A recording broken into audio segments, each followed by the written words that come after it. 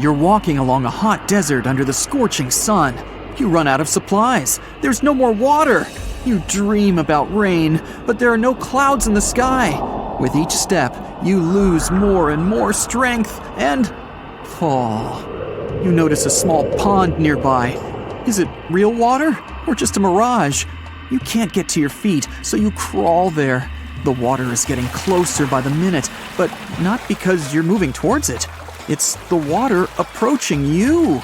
In a few minutes, the pond area increases. Here, you're already in it. A small lake is formed, 60 feet deep, at the place where the piece of desert was. This real event happened in 2014 in the Tunisian desert. No one knows exactly on what day the lake appeared, since this part of the south of Tunisia is sparsely populated. At first, shepherds passing by saw the lake and didn't believe their eyes. In the next few hours, hundreds of locals came running to the place. They began to swim, jumping into the water from the surrounding rocks. But a few days later, something strange happened to the lake. In the beginning, it was a crystal clear turquoise blue color, but then it turned dark green. People didn't attach any importance to this and continued to swim. They shouldn't have done that. The scientists and geologists arrived and immediately announced that it wasn't safe to swim in the lake. Muddy green water means the lake is stagnating. It's not refreshed, it's not fed by underground springs. Now the lake is filled with algae and a lot of harmful bacteria that can cause serious diseases. They also found out that this region of Tunisia is filled with huge deposits of phosphate. This substance can disintegrate and leave radioactive traces. The lake can be carcinogenic, toxic, and hazardous for any living organism.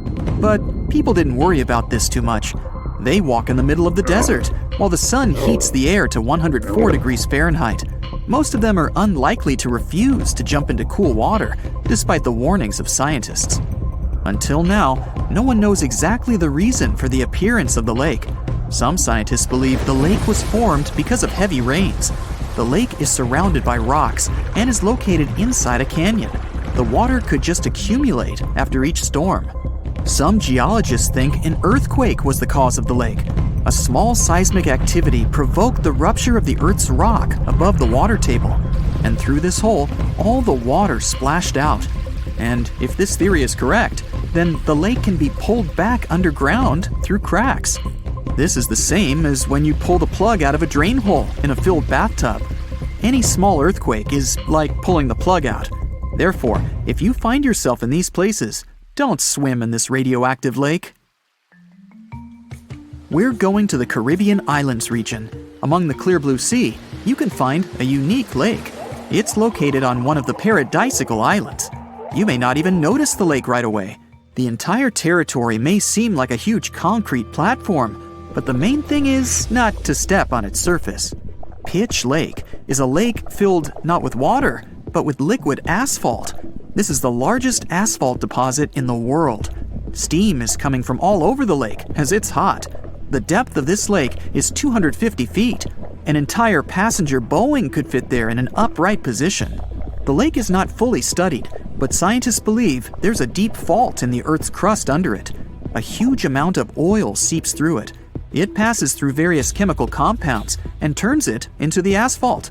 According to rough estimates, there are about 10 million tons of hot material inside this place. Theoretically, no life can exist in such conditions, but scientists have discovered a colony of microbes. Somehow, these creatures have learned to survive here. This also suggests that life outside of our planet may exist. The largest moon of Saturn, Titan, has many hydrocarbon lakes on the surface. And if the simplest forms of life appeared among 1 million tons of molten asphalt here on Earth, then nothing prevents them from appearing on Titan. We're going to Indonesia, to the island of Java. You need to climb a large volcano to see the next phenomenon. The volcano is overgrown with grass and trees, but it doesn't seem to be sleeping. Smoke is pouring out of its mouth. You climb to the top and see a clear lake instead of boiling magma. The blue sky is reflected in its bright turquoise surface. But don't try to jump there. This lake is filled with acid. The magma inside volcanoes comes from the deep bowels of the Earth's crust.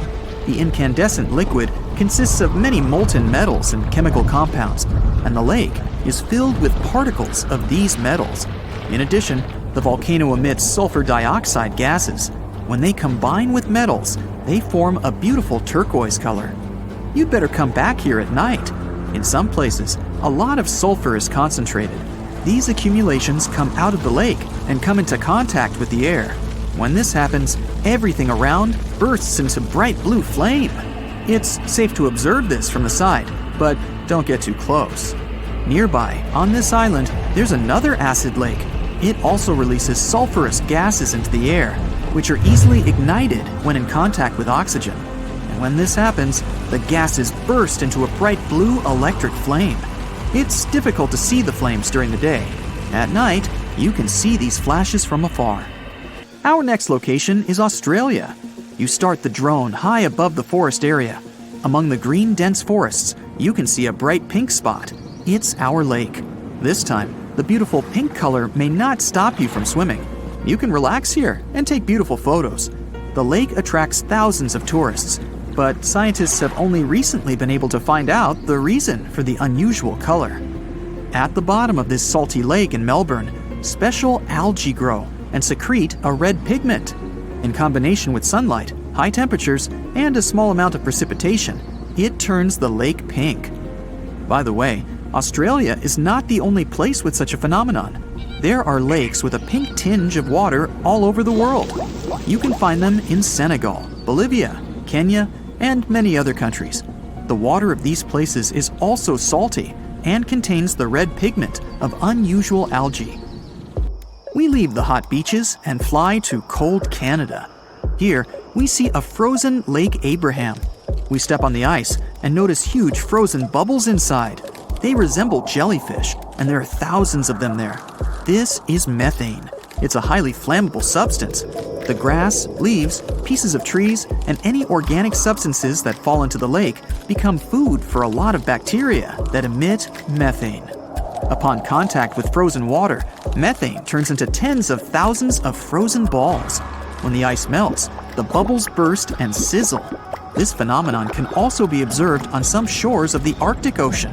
There, the size of the bubbles can reach several times more than balloons. It's a beautiful sight, but it's not safe, since methane ignites when it contacts with air. We're in the coldest place of our journey. It's Antarctica, near the driest desert on Earth. A dry place doesn't mean it has to be hot. It's an area with minimum precipitation. The desert isn't sand and cacti, but a place where almost no living life inhabits. Some areas of Antarctica meet these two criteria. However, in this icy desert, you can notice a tiny lake. Its depth is only a few inches. Technically, it's a pond, but the most amazing thing is that it stays in a liquid form.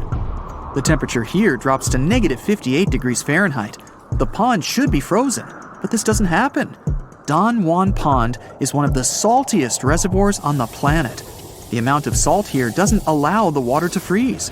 Scientists have been studying this lake for more than 60 years, but they still can't find out the exact reason for the appearance of water here. Mirror check. You've got your beige parka on, your chisel is packed, and your overnight plane ride to Saudi Arabia is booked. You know what this means, right? Unfortunately, you weren't cast in the remake of Dune. It just means that you're ready to go explore the world's largest desert areas in the hopes of uncovering prehistoric secrets about our ancestors. Let's get one thing straight. If you ever thought that deserts were empty spaces, think again. They might be filled with sand as far as the eye can see, but they also hold a lot of history, you know, because before humans settled down in cities and towns, we were nomadic people, and we traveled all around the globe looking for food, water, and shelter. So we had to come up with some interesting stuff to survive. Like this thing that was found in the desert of Saudi Arabia. Do you have any idea what this could have been? Over many years, scientists have discussed the origins and use of huge structures such as these ones. It seems our Neolithic ancestors were way smarter than we gave them credit for. They didn't spend all their hours around the fire carving weapons out of stone. No, they were also practicing their architectural skills. These huge stone structures are called desert kites, because if you look at them from a distance, well, they sort of look like kites. Archaeologists have arrived at the consensus that these kites were used to lure animals in. This way, it would make it easier for our ancestors to guarantee their week's food. But that's not all. Take a look at these monolithic structures right here. They show us that our ancestors probably drew on rocks, the blueprint of what they were going to build on the ground. Just like modern-day architects, desert kites could be miles long, so they drew out a plan before actually building them. The most surprising feature of all is that these kites were built even before things such as Stonehenge. We're talking around 7,000 to 9,000 years ago. Over the last decade, scientists have been able to identify over 6,000 desert kites spread across the Middle East and West and Central Asia. If you don't think this huge, try building something this large without the help of any drones. It looks like a pretty difficult feat to me. And apparently, Saudi Arabia's desert is filled with more amazing things. Scientists have found mysterious stone structures that are older than the pyramids of Giza in Egypt. So of course, you can't wait to go check that out. Can we all agree that carrying around heavy rocks to build a pyramid without the help of modern technology sounds absurd? I mean, how on earth did they do it? Now imagine turning back the clock about 2,000 years into the past and finding humans that built similar gigantic structures in isolated areas. Take a look at these so-called mustadils. They are rectangular structures built from piled-up stones, found over 77,000 square miles. Some archaeologists believe that these monuments were used for ritualistic purposes, maybe processions of some kind, where people would walk from one end of the plateau to the other. I'd be down for that. Now let's move on to another deserted area. We're entering the world-famous Sahara Desert landscape. Isn't it beautiful? Here, you're about to unravel an ancient mystery, something that took years for researchers to solve. Fun fact, the Sahara Desert is the world's largest hot desert. It spans over 3 million square miles, which would be like putting 1,000 times the country of Hawaii next to each other. We say it's the largest hot desert because the world's largest desert area is Antarctica. But we all know temperatures over there are freezing, not the typical image of when we think of a desert. Deep into the desert, near the Algerian town of Fougeret et Zoua, something strange was found. For decades, these tiny dots appeared on images of Google Earth, but nobody could explain what they were. Some scientists were sure that these circles are the result of oil activity in the region. Others guessed that these were ancient fogeras or ancient water wells. There are dozens of them, stretching for miles and miles in a straight line.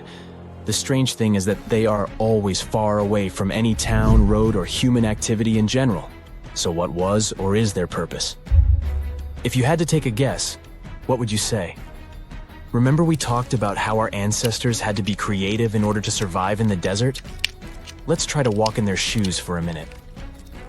Imagine you're a nomadic hunter-gatherer living in a desert area. You spend your days basking in the hot sun, trying to count all the grains of sand around you. But you also need to eat and drink water. But how on earth do you get water in a desert? Sure, you can hope to keep running into oasis every week or so, but that seems a bit risky, doesn't it? That's why North African people invented the so-called fogeras. The fogeras are a 2,500-year-old irrigation system. Locals would dig deep wells in elevated areas, wells deep enough to tap into underground water. Then, they would dig parallel shafts at regular distances. This way, the water would flow from the main well down into all the shafts and irrigate entire areas. Travelers could stop by the shafts and quench their thirst. They could also raise livestock and tend to crops. Pretty clever, huh? As much as these holes did look like fogaras, a little bit of research would show you that they're not. You see, these shafts were built in a line, and not in a circular shape like the ones we're looking at now. So maybe it has something to do with the second option? Maybe these desert holes were related to oil activity in the region? Let's have a look at the holes up close and personal. From Google Earth, they don't seem that big, but in real life, they are huge craters. The tip to uncovering what they are is hidden beneath the sand. If you were one of the researchers originally uncovering the truth behind this mystery, you would have found something unique hidden in the sand. Old dynamites and vintage sardine cans. Putting the pieces of the puzzle together, scientists found that these sardine cans were a model from the 1950s and 1960s. It seems that entire teams from that decade would camp out while they surveyed the area for oil. And what about the dynamites? These were used for seismic surveying. This is an old technique, used to identify if there is oil and gas beneath the Earth's surface. Still in North Africa, you find out about another desert mystery worth exploring. Near the city of Tiaret, southwest of Algeria's capital, one runs into 13 peculiar monuments. These structures are also called jedars, and yes, I am aware of how much that may sound like a Star Wars reference. They are pyramid-like in their shapes, and as far as scientists know, they were used as final resting places for the people who lived in the region. Can you guess who these were? Most likely the Berber nomads. And since we're talking about ancient stuff, they were probably built between the 4th and 7th centuries CE. Once scientists began to explore the insides of these monuments, they found they were pretty big inside. They found large underground vaults, chambers, and labyrinth-like corridors that gave way to over 20 compartments. It could take you up to 2 hours to walk around in them, and apparently our ancestors also used its walls to depict images of animals and hunting scenes. There's no definite proof of what these jedars were used for, though. This is so neat, huh? I'm sure that our world's desert is filled with many more mysterious things for us to unravel. I guess I'll see you next time so that we can continue our explorations. What is a boat doing in the middle of a desert? You would expect to find a seagoing vessel closer to shore. This is the question archaeologists had been asking for decades. In 1988, there was a storm near one of the most important archaeological sites in ancient Egypt. A wooden structure emerged from the sand. It was hollowed out by termites. Scientists were determined to solve its mystery. In 2000, they began excavating the site near Abydos, Ubidos. An American team of experts soon discovered a boat that was 70 feet long, and it wasn't alone. In total, there were 14 boats neatly resting next to each other. It was impossible to completely dig out the boats because of their poor condition. Luckily, the wood was preserved enough to get a sample. Analyses revealed that the boats were around 5,000 years old, the oldest fleet in human history to this date. The time of their construction predates the pyramids at Giza by half a millennium. Each ship of the fleet rested in a vault that matched its dimensions. The room was roughly a third of the size of a tennis court. It had mud brick walls that featured more than 120 drawings of boats. Ancient Egyptians incised them on whitewashed walls that were excellently preserved.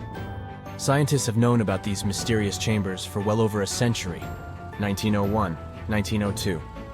A British archaeologist, Arthur Weigel, stumbled upon a strange structure west of the River Nile. His team caught a glimpse of the interior walls. Sadly, a section of the roof collapsed, so they had to call off further exploration. Researchers abandoned the site, but its location remained on the maps. The boat's position first led scientists to think that they rested on a bank of the mighty Nile. But there was a problem with this theory. Today, the river flows almost 7 miles west of Abydos. Further studies of the surrounding terrain showed the Nile didn't change its course throughout history. Also, if the boats floated near a dock, they would be in unstable positions. The 14 vessels at Abydos were perfectly parallel to each other. There was only one conclusion possible. Someone had deliberately placed them like that. They must have gone through a lot of effort. Each boat had enough room for up to 30 rowers. These vessels could really float. They weren't models, but scholars still don't know if they actually sailed any body of water in ancient Egypt. This doesn't diminish the importance of the find. Previously, archaeologists found only small-scale models. In King Tut's tomb alone, there were 35 boat models. For a long time, these figurines were the only clues as to how ancient Egyptian vessels looked like. The boat's design confirms that they were the real deal. They are the earliest surviving examples of something called built boats. Ancient people constructed primitive vessels by hollowing out large tree trunks. The alternative was reed that was tied together to form a raft. The boats at Abydos had planks tied together. This was a major breakthrough in shipbuilding. During their lifetime, the boats must have seemed impressive. Timber was a valuable commodity at the time. There was no wood in the desert. Cedar had to be imported from Lebanon. The only person who could afford such luxury was the pharaoh. Studying the area around the ancient fleet provided more answers. Scientists discovered a mud brick structure where Egyptians worshipped the pharaoh. Its approximate date of construction matches that of the wooden boats. The same bricks out of which this building was made were used to encase the fleet. At the time of their construction, the rooms they were stored in had a ceiling. That's the section that archaeologists stumbled upon in the early 20th century. Just like mummies and coffins, these marvelous ships rested inside splendid vaults. The exterior of these rooms was also impressive. The outer walls originally had a plaster of white limestone. It reflected sunlight. In the desert sun, the structure housing the boats must have shone from miles away. Ancient Egyptian builders used the same technique to cover the pyramids 500 years later. Today, their surface looks jagged, but it wasn't always like this. When they were constructed, the pyramids had a top layer of fine white limestone. Their surface was smooth and it gleamed in the sunlight. Instead of stairs, the outer layer of the pyramids was more of a sleek ramp. Archaeologists were left with one final question. Which pharaoh owned the fleet? The answer lay just a mile from the site. This is where the tomb of a pharaoh from the 5th dynasty rested, King Senwosret III. Its time and style of construction matched the ones of the chambers with boats. The very end of his rule might explain how the boats ended up in the middle of the desert. The pharaoh probably passed away in northern Egypt. Then his body was transported down the Nile to Abydos in a marvelous procession of decorated boats. The vessels were later lowered to chambers near the final resting place of their owner. This had a symbolic meaning. In the ancient Egyptians' belief system, ships played a key role. Their supreme deity was Ra. He traveled through the sky during the day in the form of the sun. At nighttime, he sailed through the netherworld in a solar boat. The pharaoh identified himself with Ra. That's why he needed boats in the afterlife. That was the only way to regenerate himself. Just as the sun rises every day above the horizon. This belief existed for thousands of years. The more famous Pharaoh Khufu also had a ship. Scientists found it in 1954 next to his pyramid at Giza. It is some 4 centuries younger than the fleet at Abydos, but Khufu's ship was almost 2 times longer. The Great Pyramid of Giza and King Tut's tomb are some of the most famous archaeological finds in Egypt. But there are many more secrets hiding beneath the endless sands of the Sahara Desert. Recently, 2020, archaeologists found a lost city there. They have labeled it as the most important discovery since King Tut's tomb, 1922. The city of Aten is some 3,000 years old. Historians hope it will give them a unique insight into the everyday life of ancient Egyptians. The famous archaeologist and Egyptologist Zahi Hawass proclaimed the site a lost golden city. Aten sits some 300 miles south of Egypt's capital, Cairo. It is close to the famous Valley of the Kings. Archaeologists first found sections of mud brick walls that spread out in all directions. They discovered complete rooms with tools of everyday life inside. The research team unearthed a bakery, a residential neighborhood, and an administrative district. They all date back to the time when the Egyptian civilization was the wealthiest in its long history. They were also the first to make objects from iron. In 1911, scientists found a set of iron beads near a village in Lower Egypt, El Girza. These are the earliest known iron artifacts. The discovery is literally out of this world. Ancient people made them by beating into shape a piece of a meteorite. The 9 beads were once part of an ornate necklace. They are now blackened and corroded, which is perfectly normal for a piece of jewelry that is over 5,000 years old. They consist of an iron-nickel alloy. Researchers were impressed by the skill of ancient jewelers who processed the beads. Their craftsmanship is more impressive when you think that they didn't know the stellar origins of the material. The Great Pyramid of Giza also has a remarkable feature. An international research group investigated the electromagnetic response of the structure to radio waves. They found that the pyramid has the ability to concentrate electromagnetic energy inside it. This occurred inside its chambers as well as under the pyramid's base. It contains an underground, unfinished chamber. It seems that the electromagnetic response is connected with the properties of limestone, the Great Pyramid's main building material. The research results might have a practical application. The way solar cells and nanosensors function could be improved by this remarkable find. A ship filled with gold and other treasures worth over $13 million was found in the middle of the Namibian desert after almost 500 years. The worker who found it was actually looking for diamonds, but ended up with something way more valuable for history. There were some blocks of copper, some wood, pipes, and elephant tusks. The miners called for an archaeologist, who soon realized it wasn't a disturbed beach like they thought, but a shipwreck. All evidence showed that it was a Portuguese trading vessel, Bom Jesus, that went missing in the 16th century. Experts believe it was a special kind of ship that was bigger, stronger, and better than older ships from Portugal and Spain. These ships were built to take Portuguese explorers on long trips to distant places like India, China, and Japan, and come back with tons of cargo. The Bom Jesus was likely carrying treasures from Lisbon, Portugal, to Western India. But it looks like on its way around the southern tip of Africa, near Namibia, a big storm pushed the ship too close to the shore. The ship hit a rock, tipped over, and broke apart, sinking into the ocean. Archaeologists found treasure from the captain's chest under the water, which probably fell out when the ship's wooden hull broke. They also found pieces of the ship scattered along the shore, likely from the violent storm and later by construction in the area. The storm must have been very fierce, but they didn't find many bones, which means most of the crew may have survived or were lost at sea. The ship was split into 3 sections and incredibly well preserved, thanks to the thick layers of sand that covered it and prevented rot. Archaeologists who studied the wreck discovered over 40 tons of cargo. There were cannons, swords, blocks of metal like lead and tin, fabrics, and tools that sailors used to navigate the stars while traveling across the ocean.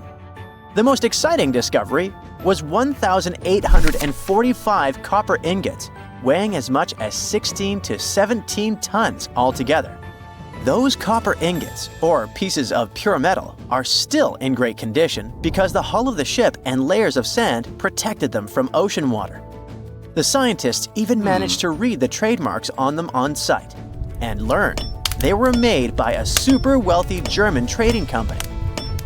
There were also more than 2,000 shiny gold and silver coins from different countries, and 105 enormous elephant tusks weighing about 2 tons. The tusks were likely supposed to become luxury items, like jewelry or carvings at the destination. Archaeologists took some DNA samples from the tusks and found that they came from West African forests and savanna elephants. Researchers were lucky that the ship was found in a restricted diamond mining area. No scavengers were able to get their hands on the treasures. The Bom Jesus remains the oldest and most valuable shipwreck that was ever discovered off the western coast of sub-Saharan Africa. Another shipwreck recently found by accident was buried under a 10-foot tall sand dune near the Caspian Sea. Some people call it the world's largest lake, and it has water levels that rise and fall over time because of the changes in weather patterns. These changes can move sand and uncover things like this shipwreck and other treasures along the coast. As the dune slowly disappeared, the ship started to show. Before digging it out, scientists worried that waves from the sea might damage the wreck. To protect it, they built a wall using thousands of sandbags to keep the waves away. When the ship was uncovered, they discovered it was a 3-masted, 92-foot-long merchant ship with a strong double hull.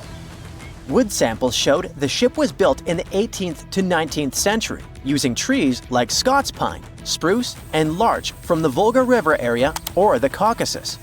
They even found buckwheat and plants from the same region, which were probably traded or used to feed the sailors.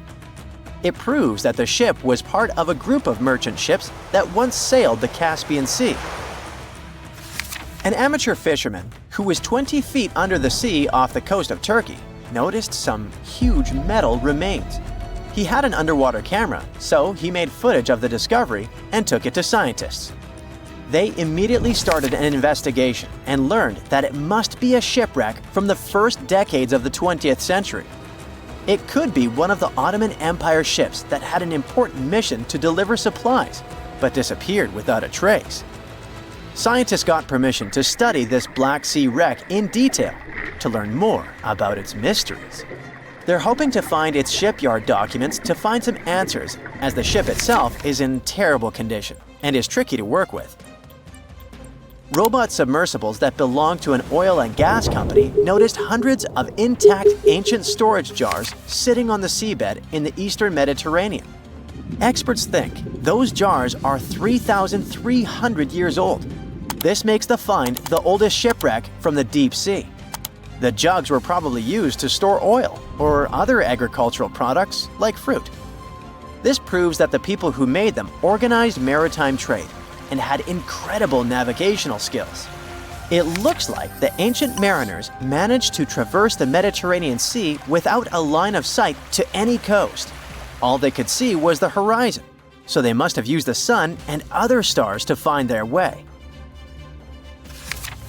Off the coast of Sicily, under 20 feet of sand and rock, archaeologists found a shipwreck so old that they aren't even sure what materials were used to build it.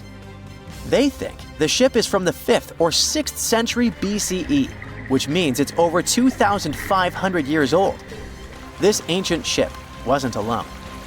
Researchers also found 2 iron anchors shaped like an upside-down T from around the 7th century of the Common Era, and 4 stone anchors from prehistoric times nearby. One of the stone anchors was broken and may have had wooden pieces attached to help it hold on to the seafloor. They figured out that the ship itself was built using the on-shell technique.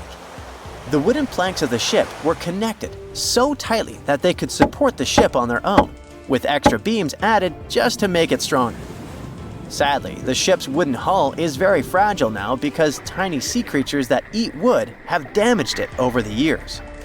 Scientists are being extra careful as they study it to make sure it doesn't fall apart. This discovery is such a big deal because it was built during a time when Sicily was super important for trade. Back then, the Greeks and Punics were trying to take control of the seas long before Rome became the ruler of the Mediterranean.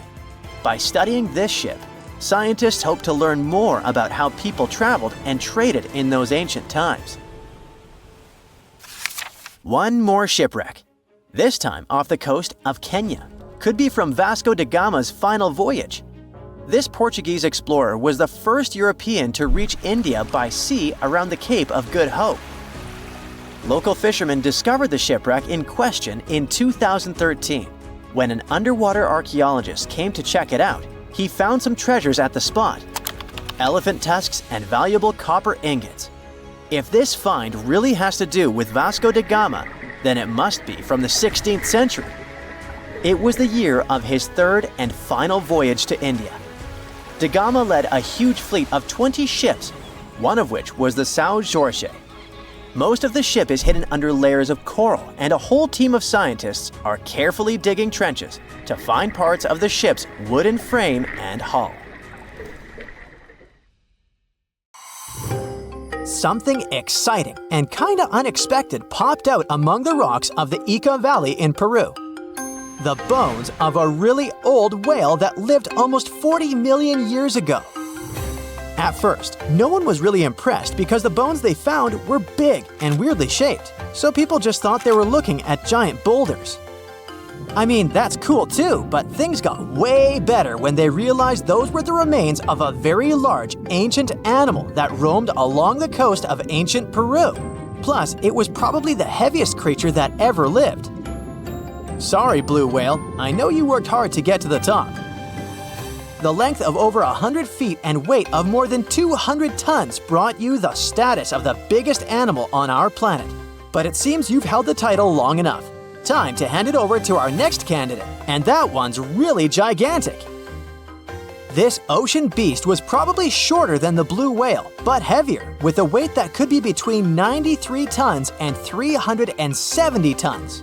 If it's closer to the higher number, it'll make Paracetus the biggest animal ever known to have lived on Earth.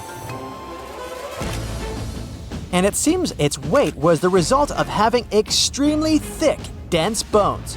You can see such bones today in manatees or some other early whales. Dense bones are a great tool for such marine mammals. This feature makes them heavy and allows them to stay submerged most of the time. But at the same time, if their body was too heavy, they would end up sinking all the time, and they would waste too much energy to move back up to the surface. So, to avoid sinking, marine mammals need to have enough lighter tissues, like muscles and fat, to help them float in the water without using too much energy. Now, scientists didn't have the whole skeleton, which makes it hard to tell how big the animal was. but they use the ratio of the heavy bones to the lighter tissues in other marine mammals to estimate the overall weight of this giant ancient whale. Experts found these fossils about 13 years ago and spent the next decade freeing the whale from the rock. Its anatomy and age showed this whale was a cousin of Basilosaurus, a whale that had a long snout full of sharp teeth, and a sleek body similar to that of an eel. Even if Paracetus wasn't bigger than the blue whale, it was still a giant that ruled the ocean depths. Unlike modern whales, there's a possibility that this ancient fellow was a predator that liked to go after bigger prey. And this also changes how we see the history of whales. Scientists used to think these magnificent creatures became really big about 5 million years ago when they started eating lots of small creatures. But here's the proof that giant whales existed even before that. But it's still unclear how this whale managed to find enough food to sustain its enormous body. Plus, it's still hard to tell what exactly this ancient creature had on its menu. It was pretty large and not such a fast swimmer, so it's possible it searched for food in shallow waters. Then it probably ate crustaceans, clams, or some other small animals hiding in the sand. One theory says it was a scavenger, which basically means it munched on remains of everything that would come its way. It's not so unusual to find marine animals in deserts. Many of these regions used to be covered with water anyway. The Sahara in Africa is a perfect example. About 50 to 100 million years ago, this was not a dry desert, but a shallow saltwater body called the Trans-Saharan Seaway. The land is not wet there anymore, of course, but people who lived in that area knew about it because they used to find old shells across the desert. The sea was about 164 feet deep. That sounds enough for a nice swim. Some would say this area looked like modern Puerto Rico, with lots of sun and shallow water. Mangrove forests were a common thing as well as seafloors covered with mollusks, like snails and clams. The marine sediment that was left behind after the sea had dried up is full of different fossils. And the animal that lived in that ancient underwater world didn't look friendly. Plus, they were much bigger than their relatives from modern times, so a regular-sized human would end up as a snack, not even a whole meal. Normally, when animals live on small islands, they can become much bigger than their relatives from the mainland. This is something we call island gigantism, and it happens because there are more resources or fewer predators on islands. Maybe the same thing happened in the Trans-Saharan Seaway. Even though it wasn't an actual island, the water moved in and out, which created little pockets of water. And specific conditions in these pockets might have helped animals grow bigger. So we're talking about giant sea snakes, catfish, and fish that no longer exist today. One had incredibly strong jaws, and the animal used them to eat hard things and even crush shells. Their teeth showed they were fierce predators other animals had every reason to be afraid of. They went through some changes when it came to diet, similar to some types of piranhas. And the competition to get to the top of the food chain wasn't a joke. Not when there were also such large predators as sharks, crocodiles, and ancient relatives of elephants. Sahara went through different phases. If you could use a time machine and take a peek at Earth's largest hot desert as it was about 6,000 years ago, you wouldn't have to struggle with sand and heat. You'd have a nice walk through a green and pretty lush place. In the past, people who lived in that area didn't leave drawings on cave walls that showed camels, sand dunes, and scorpions. All those things you'd see in today's Sahara. Instead, they drew crocodiles. That's additional evidence that the Sahara used to have a lot of water and plants enough to support these big yet scary animals. Around 3 billion years ago, Earth might have been mostly covered with water. Today, it's about 71% of its surface, but it seems that our planet used to be a giant ocean world with no continents at all, just some scattered islands. Scientists studied special rocks in Western Australia that formed in a place deep under the ocean called a hydrothermal vent system. To explain this better, it's important to mention two common oxygen types, O16 and O18. O18 is heavier because it has extra neutrons. O16 evaporates from water more easily, and as researchers studied an old ocean floor, they found a lot of O18, more than in today's oceans. This way, they realized ancient Earth had less dry land than Earth today. Australia is a good spot to conduct these studies because a long time ago, it also used to be a beautiful place with large animals and lush rainforests. But as time went by, the land became drier and Australia had more deserts formed, such as the Great Victoria Desert. Rainforest remained only on the edges of the continent. What happens with deserts across the globe is called desertification. That's when land that used to be good for growing things turns into a desert or something similar. Our planet changes over time, together with its climate. But desertification also happens because of human activities, like mining, farming, and building cities. And when land turns into a desert, it's a problem because it can't support people and animals anymore. Food doesn't grow there. There's not enough clean water, and animals lose their homes. To help with this problem, there's a plan many countries agreed to. They decided to work with farmers to take care of the land, fix damaged areas, and manage water better. All in all, to make our planet a better place for life. Ah, Phoenix. This sizzling gem in the Sonoran Desert isn't just another American city. It's more like a giant oven where you can throw a party, as long as you don't forget the ice. Seriously, if you find yourself here in the summer, brace yourself for some serious heat. We're talking about temperatures that regularly pass 100 degrees. And in 2024, Phoenix hit 110 degrees 55 times during the summer, tying the record set just the year before.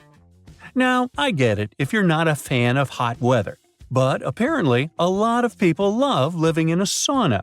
Phoenix ranks as the 5th largest city in the United States, and it is the capital and most populous city in Arizona, with 1.7 million residents as of 2024. And if we're talking about the metropolitan area, also known as the Valley of the Sun, the population is almost 5 million. Yet, good luck finding someone actually born here. Out of every 4 Phoenix residents, 3 were born somewhere else. Believe it or not, Phoenix wasn't always this bustling, crowded place. It became one. A few decades ago, it was just a sleepy little dot on the map. Back in the 1940s, the population was around 65,000. It wasn't even close to cracking the top 100 list of the largest U.S. cities. Now, at that time, Phoenix was mostly an agricultural hub, and its economy revolved around what they called the 5 C's: cotton, citrus, cattle, climate, and copper. But things really started to change in the 1950s thanks to one life-changing invention. Drumroll please? The air conditioner. Actually, it was the portable version that came out in 1945, created by an American inventor named Robert Sherman. Phoenix residents owe a lot to Robert for making life bearable during scorching summers. Before AC, people in Phoenix would literally move their beds outside and build sleeping porches.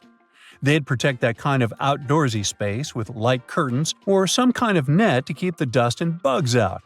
Fun. Anyway, the point is that the air conditioner played a big part in making Phoenix an easier place to live. Since the 1940s, this city in Arizona has transformed from a dusty little town into a sprawling urban jungle, and it's still one of the top 10 fastest-growing metro areas in the U.S. The best part is, it looks like that won't change anytime soon, since this 519-square-mile metropolis is surrounded by rolling desert, with plenty of room to keep growing as far as the eye can see. So, who's dropping everything to move to Phoenix? Well, Californians are the city's biggest fans. According to a recent survey, a third of all new renters moving to Phoenix come from Los Angeles. Okay, that survey might not be the most reliable since it only applies to the source's clients, but it does line up with U.S. Census Bureau data from 2019, which says that 70,000 Californians moved to Arizona in the previous year. The connection between Phoenix and LA is so strong that some people even call Phoenix the next LA. You've got to give Phoenix credit for capitalizing on its proximity to Southern California. The city offers lower taxes, fewer regulations, and lower costs of living, which makes it a magnet for businesses, especially in high-tech and service industries. So, in the 90s, Phoenix was considered a non-stop generator of jobs.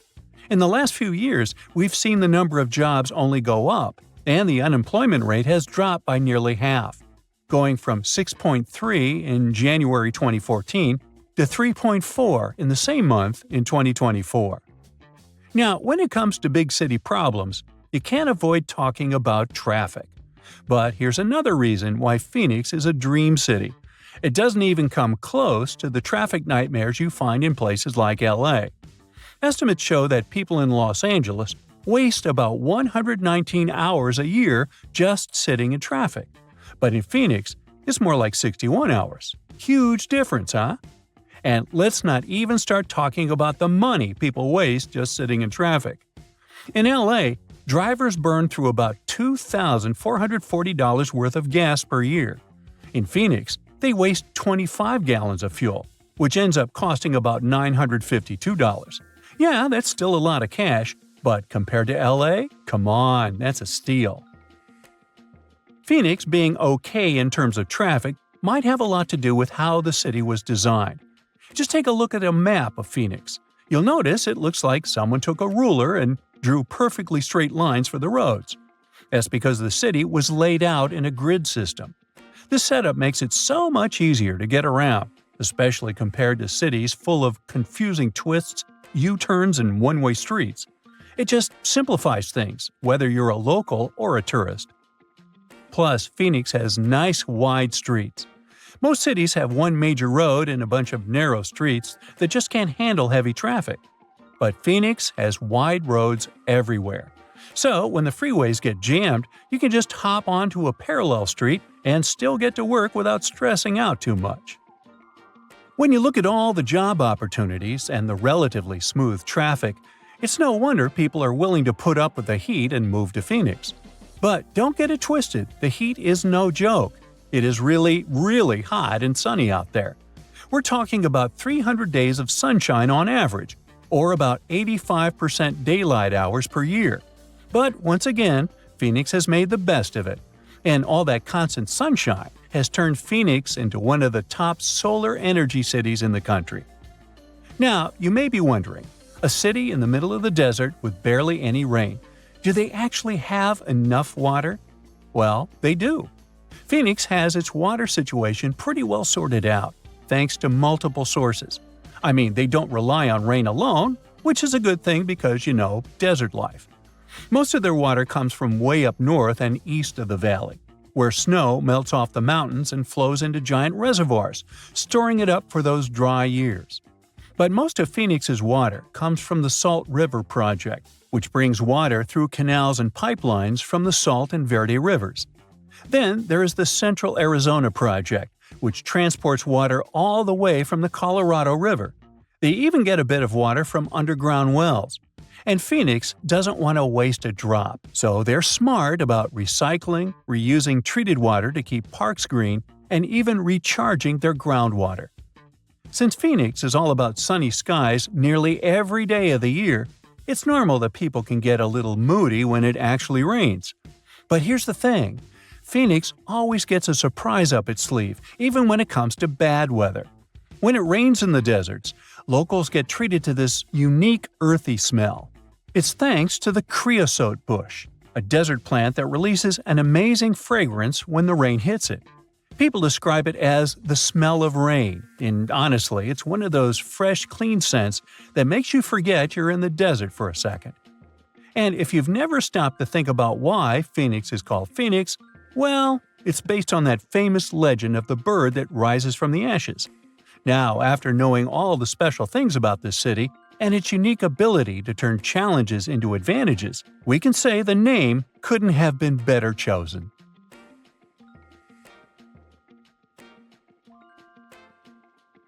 Have you heard of Göbekli Tepe? It's an ancient site in Turkey that literally made historians rewrite history books. over 11,000 years ago, a group of prehistoric humans crafted an enigmatic masterpiece that's even older than Stonehenge.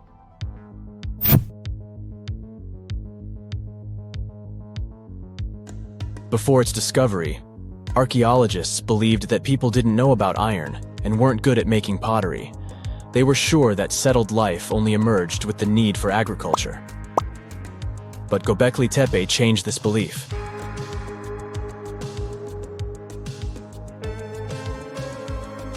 The place has revealed that it was the temple that paved the way for a settled life, not agriculture. Until this discovery, researchers believed that farming was the catalyst for sedentary living. Meet Professor Schmidt, the guy whose findings changed this theory. He managed to prove that hunter-gatherer communities laid the very foundations of this way of life.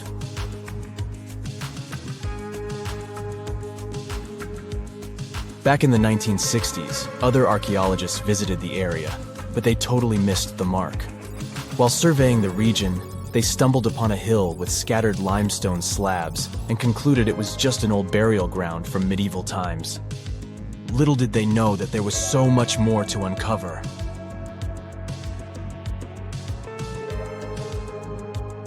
In 1994, Schmidt embarked on his own survey of prehistoric sites in the area.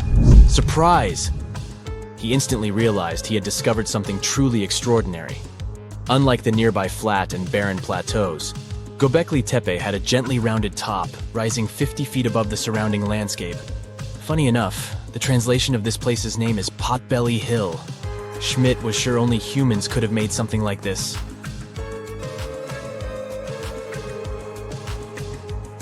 Those broken limestone pieces that were mistaken for gravestones turned out to be way more exciting. It was like stumbling upon a hidden treasure. The pieces took on a whole new meaning, and Schmidt with his team was about to dive into the secrets waiting beneath the surface. To their surprise, they found no traces of a settlement, no hearths for cooking, no houses, and none of those adorable clay figurines commonly found in nearby sites of similar age. However, they uncovered that those ancient people used tools like stone hammers.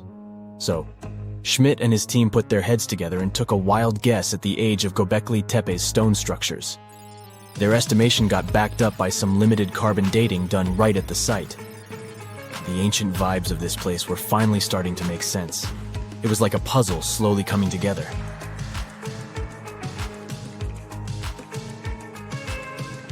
You may think that back then, people didn't have special tools to create something as cool as Göbekli Tepe.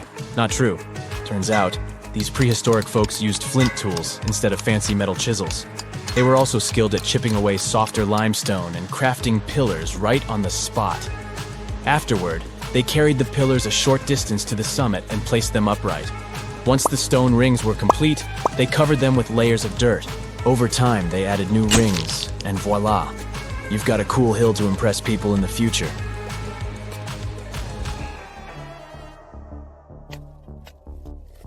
During their first year of excavation, the team went through 15,000 pieces of animal bones from wild creatures. These people didn't have pet animals or grow their own food. They hunted wild animals for their meals. But things were about to change because the place had everything they needed to start farming. Scientists say they had wild sheep and wild grains that could be domesticated. And guess what? Just 20 miles away, geneticists found evidence of the world's oldest domesticated strains of wheat at a prehistoric village.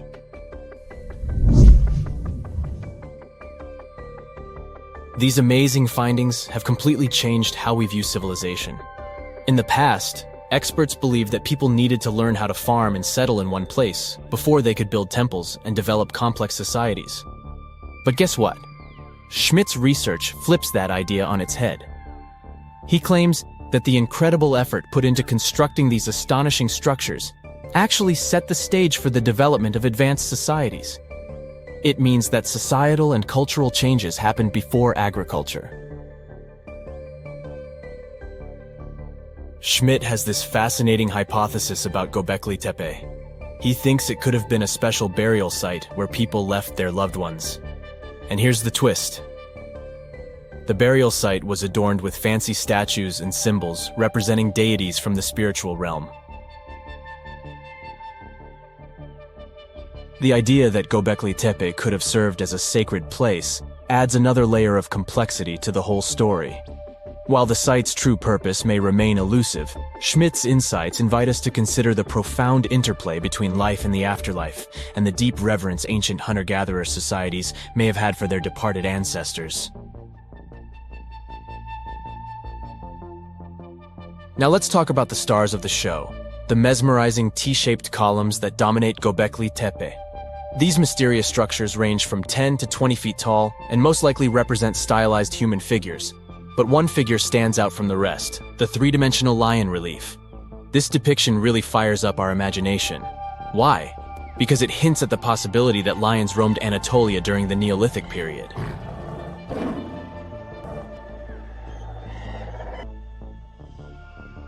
These standing stones are arranged in circles and placed in rectangular pits. Each circle has a similar setup. Two big T-shaped pillars in the center, surrounded by slightly smaller ones facing inward. Talk about a stylish arrangement. These towering pillars reach a whopping 16 feet and weigh between 7 and 10 tons. Some pillars are plain and simple, while others are like works of art with intricate carvings. Foxes, scorpions, and vultures come to life, crawling and twisting on the pillars' sides. But it's not just animals depicted on these stones. Some pillars have abstract shapes representing humans, and even small carvings of clothing items. Some of them even have belts.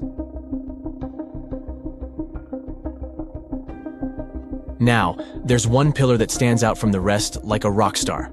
This super old stone pillar suggests that a comet crashed into Earth. It happened during a chilly period that lasted about 1,000 years.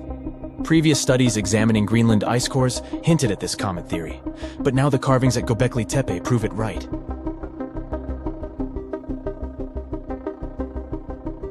The carvings on the pillars are like a historical comic strip. They even show a headless human figure.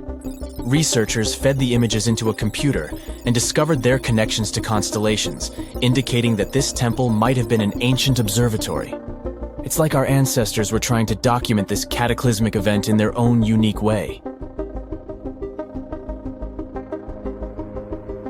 Archaeologists have been excavating and researching Göbekli Tepe since the mid-1990s, peeling back layers of history and providing us with a deeper understanding of the intricate relationship between various elements. They have no plans to stop the whole process for another 150 years. Who knows what else they'll find? You see, Göbekli Tepe has been labeled purely as a ritual site with no signs of domestic activities. We were led to believe that the absence of water meant it couldn't support semi-sedentary communities. But scientists believe it's time to shake things up and approach Göbekli Tepe with fresh eyes. It's time to question what we believed before and use new evidence and different ways of thinking. Like, there might have been a group of people living in the area who didn't stay in one place all the time. They moved around a bit but still had their own civilization, living in the area semi-sedentarily. Göbekli Tepe is not just home to a single temple, but an astounding collection of over 20 ancient structures. As archaeologists delve into the depths of this wonder, they are unraveling its unique layout, featuring two prominent focal points at the heart of each establishment, complemented by smaller structures and dividing walls. What's even crazier is that in this area, there are over 200 obelisks, which are narrow tapering monuments. When you think of an epic desert scene with blazing sun, endless dunes, and those magical little oases, you probably picture the legendary Sahara, right? But what if I tell you that 11,000 years ago, this vast expanse of hot sand looked totally different than it does today? Yeah, I don't know, I wasn't around then. But I'm told that back then, what we now call a desert was a lush paradise, brimming with lakes, rivers, grassy plains, and even woodsy forests. So, where did all this water go? There are many stories about the distant past of our planet when deserts were covered with jungles and forests, and then something happened, like changing climates or colossal earthquakes, and it all turned green lands into dunes. But how about a theory that Sahara became a desert because of humans and goats? The Sahara has seen its fair share of wet and dry drama throughout the ages, mostly thanks to little shifts in Earth's orbital tilt, causing variations in how much solar radiation hits the atmosphere. There were even times called the African humid periods, when the rain would pour in and transform the dry landscape into a bright green haven. But between 8,000 and 4,500 years ago, something really funky happened to this region. Certain areas went from humid to dry way too fast to explain it by just orbital changes. In the blink of an eye, the lush Sahara turned into the Sahara we know today. Now, if you ask scientists why it happened, they will tell you, "Oh, it's just poor parameterization of the data." Bet you didn't get it, did you? What? Well, right, let me translate it from scientific to common human. It means they really don't know the answer themselves, and they got a bunch of missing puzzle pieces. But as scientists sifted through ancient dirt and pollen samples, they spotted a quirky trend. Wherever there were pastoralists, also known as humans with their domesticated animals, the plant life seemed to shift. It was as if every time humans and their furry friends meandered through the greenery, they turned it into scrub and desert right behind them. Oops. Yep, chances are that by overgrazing, humans were sapping moisture out of the atmosphere, since plants give off moisture, which helps make clouds and making things even sunnier, leading to a quicker end of the humid vibes. Plus, our ancestors may have been getting a little too cozy with fire for land management, further speeding up the desert takeover. Anyway, scientists are sure that this lush Sahara would have turned back into desert eventually, even if humans hadn't shown up, thanks to Earth's natural rhythms. So there's no need to pin this abrupt change solely on humans. It could simply be about nature getting feedback from vegetation and dust cycles. It's difficult to determine what caused these changes, as it's all interconnected. During the last humid period, the Sahara was filled with hunter-gatherers. As things got a little drier, they started herding animals for food. The weather pushed people to herd cattle. It's also possible that grazing sped up the landscape degradation. So, which came first, the chicken or the egg? Or in this case, the human or the cow? It's tough to tell with the evidence we have now. Now today, it's safe to say that water is no longer that big of a problem in the Sahara, even though it's a huge desert and the times of lush forests there are long gone. But technology's got us covered. For example, the Nubian Sandstone Aquifer System, the biggest underground water stash on the planet. It's nestled beneath the Sahara Desert's eastern edge and stretches across 4 northeastern African countries – Sudan, Chad, Libya, and Egypt, covering a whopping 770,000 square miles and holding around 36,000 square miles of groundwater. Just look at the pipes transported when it was being built. It's the world's largest irrigation project. No wonder it's feasible to thrive in the Sahara today. But imagine thriving in the Sahara Desert with just one water source. Sounds like a tough gig, right? But the ancient Garamantes did just that, surviving and even thriving for nearly 1,000 years without monsoons or rivers flowing to their desert paradise. These clever folks were the trendsetters of urban life in the sands, and even the Romans couldn't help but notice their genius. While many thought they were just desert-dwelling savages, the Garamantes were busy building an empire in one of the toughest climates on Earth. But how did they do that? Well, they got crafty and dug a whole bunch of underground tunnels to tap into a massive sandstone aquifer. They were literally squeezing every drop of life from under the dunes. But recently, research showed that the Garamantes weren't just hardworking, they were pretty lucky too. The Garamantes had an underground aquifer that brought water up to a hill where they built over 500 fagaras, which are irrigation systems, some stretching as long as 2.5 miles. It was like sipping water through a straw, which let them irrigate their crops for nearly a century, especially since even a little rain would help recharge the system. But eventually, due to rain insufficiency, the aquifer ran low, and reaching it again would have meant digging more tunnels and relying on more people. That's a tough problem, considering these people were in the middle of food and water shortages. Guess I don't need to tell you what happened to the Garamantes, do I? The fall of the Garamantian culture might be linked to several factors. It may have been due to climate changes, or they may have simply used their water resources too much. Back in the day, the Sahara Desert was actually fertile agricultural land. thanks in part to the cool irrigation system the Garamenchians created. But since fossil water isn't something you can replenish over time, the groundwater levels drop pretty low. This likely played a big role in the kingdom's decline by the late 7th century CE. That sounds like someone who hit a lottery jackpot, used up all the money, and went back to their original, not-so-cool job once the bank account got fully drained. Oh, by the way, even if the Garamentis left some secret wisdom messages for us, the chances are we'll never get what they wanted to tell us. Nobody really knows what language they used, and their texts are nearly indecipherable to us today. But let's go back to the Green Sahara. So it transformed into a desert about 4,500 years ago.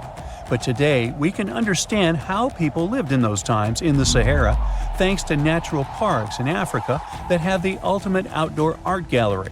There are well over 15,000 ancient paintings and carvings depicting everyday life from around 11,000 years ago. However, if the carvings aren't enough for you and you feel like visiting an actual green desert, all you have to do is book a flight to California. One of the most beautiful phenomenon in the world, the super bloom, takes place here. Look at all these colors – orange, green, pink. It's a miracle. Wildflowers bloom right in the middle of a hot desert after several years of rainfall in dry places. It's such a bright and colorful landscape that super blooms can be seen from space. This rare phenomenon can be observed in other arid places and deserts in western and southern Africa, Western Australia, and Chile. In all these places, the weather is very hot and dry in summer. Mild humid air comes in winter, and this is the ideal environment for mass flowering. Flower seeds that lie in desert sands can wait for decades before starting to produce flowers. When the hot sun destroys all the weeds and grass, and the rainfall becomes enough to moisten the soil, the seeds are kind of like, well, okay, now it's our turn to play a big game. And then hundreds of thousands of tourists come to take photos and post these beautiful pictures on social media. And this, unfortunately, is one of the main dangers for flowers. Therefore, if you find yourself in a place like this, don't pick the flowers and don't trample on them. Stay on the path, don't litter. Take only pictures and leave only footprints. You get it? Good. The desert welcomes you with challenging conditions of abandoned environments and extreme temperatures. Hey, some of us would prefer dessert, chocolate, over sand and rocks. Oh well. Just like cactuses and camels, buildings have had to adapt to these conditions. Here are some examples of astonishing structures in deserts. These structures are called earthships. They're located in a New Mexico desert town. A large community of like-minded people lives in them. What's even more interesting is that the location of these buildings is registered as dumpsters. Maybe it's because all these structures are made out of old tires, bottles, and cans. Earthships operate using green building principles. About 40% of a typical earthship is built with natural or recycled materials. Imagine the walls made up of hundreds of used tires packed with dirt. Then there are layers of floor-to-ceiling passive solar windows. They gather the sunlight during winter and reflect it in the summer to keep the structures at a reasonable room temperature. You can see plants in corridors and glass bottles or aluminum cans stuffed inside walls. Certainly a distinct house in many ways. Mike Reynolds is an architect who noticed the alarming waste and consumption levels in the 1970s. He designed a fully sustainable home out of cans back then. Almost 40 years later, he becomes the one who brings together all the other earthshippers. Reynolds drove a Mercedes, but it ran off of the vegetable oil he picked up at fast food restaurants in town. A standard 2-bedroom, 2-bathroom earthship costs about $250,000 in this town. Yet there are earthships like Dobson House that can cost as much as $1.5 million.